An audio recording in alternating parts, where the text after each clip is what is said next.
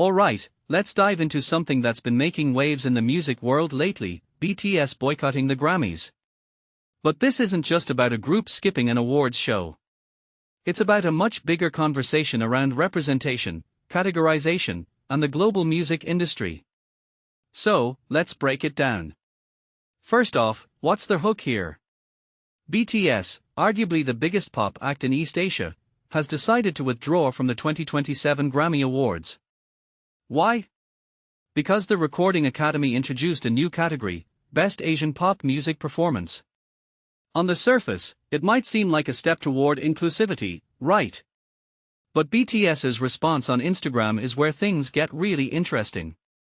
They wrote, and I'm paraphrasing here, that they hope music can be loved for what it is, not divided by region or language. That's a powerful statement, and it's one that immediately makes you think, what does this new category really mean? Personally, I think this situation highlights a deeper tension in how we categorize music. The Recording Academy's president, Harvey Mason Jr., said the new category was about celebrating different and new genres of music.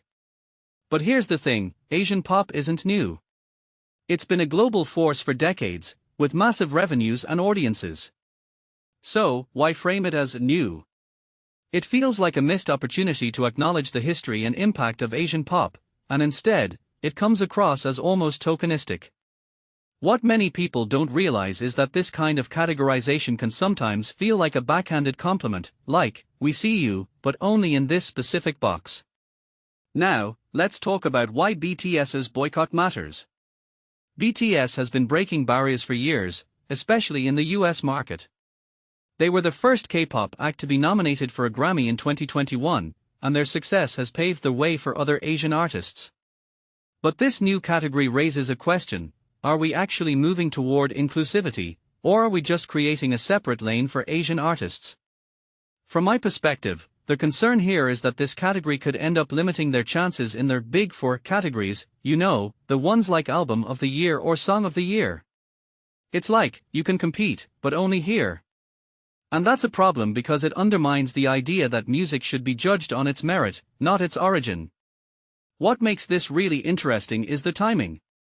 This year's Grammys saw some major wins for Asian and Latin artists. For example, Golden from K-pop Demon Hunters won Best Song Written for Visual Media, and Bad Bunny's Spanish-language album won Album of the Year. These are huge moments, but they also make the new category feel a bit out of touch. If artists are already breaking through in mainstream categories, why create a separate one? It's like taking a step forward and then sideways at the same time. Another detail I find fascinating is the language requirement for the new category. It mandates meaningful use of an Asian language. Now, BTS's recent album Ararang is mostly in Korean, so they definitely qualify.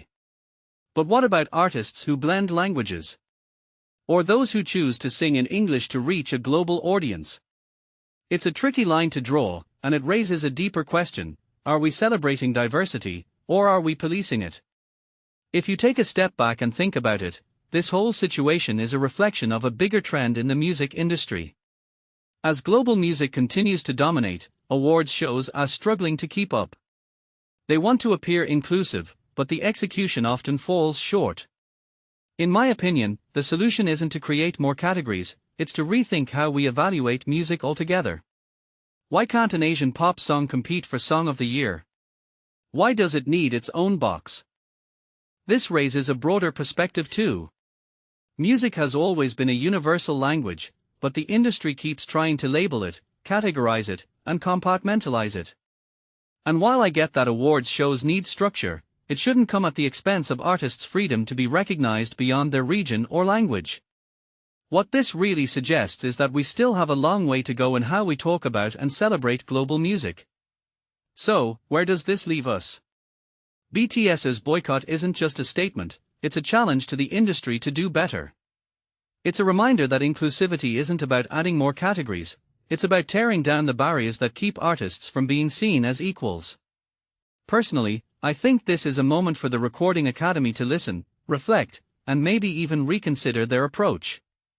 Because at the end of the day, music is about connection, not division. What do you think?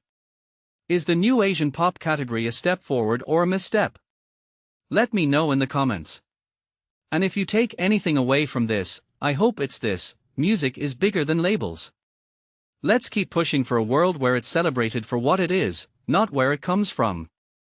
Thanks for watching, and don't forget to hit that subscribe button for more conversations like this.